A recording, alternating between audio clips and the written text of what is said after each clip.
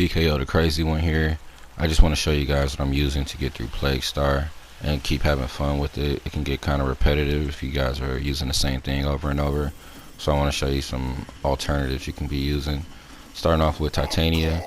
Her ability to fly and zip around just makes the first mission extremely easy and makes her a viable option to get it done quickly. Here's a quick build that I'm using for you see I have the Razor Wing augment, just a little bit of speed for mobility, and yeah, she can make the first mission pretty easy. However, that is not why I'm using her. I'm using her because of when she's in her Razor Wing, she has these guns and the other infested can't get to you while you're in the sky shooting. So as long as you mine for heat and corrosive, you should be able to take out the Hemosite pretty easily. Next up we have Loki.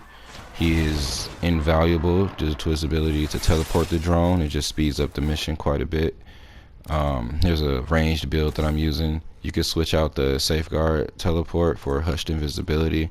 It keeps you safe from the other infested while you shoot at the Hemosite once you get to that stage of the mission.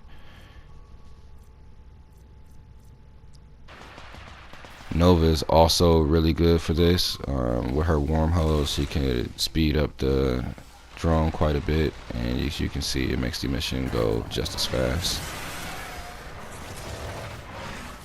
Next is Revenant.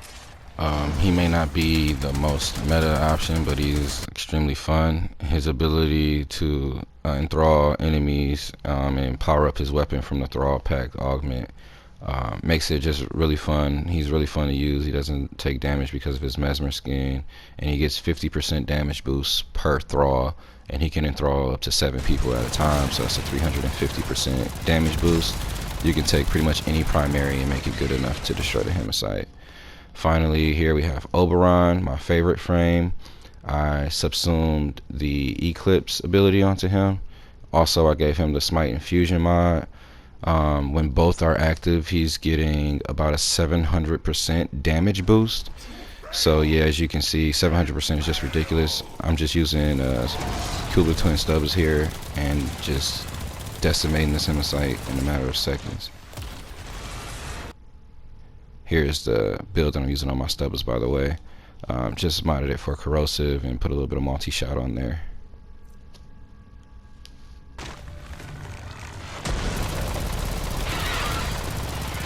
And there you have it, guys. These are the Warframes that I'm using and the builds that I've been using to kind of cycle through and keep the event fun and fresh.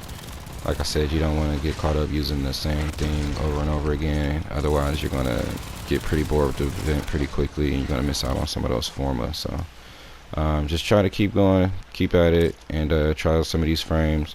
I find Oberon is the one that does the most damage. Every time I use him, he's doing 60%, 58%, just ridiculous numbers.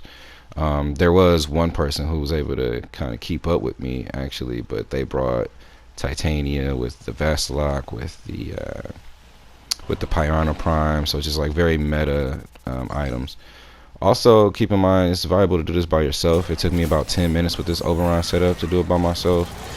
And it goes even faster if you don't summon the Hemosite and you still get a decent chunk. That's all I have for you guys today, and get those Forma.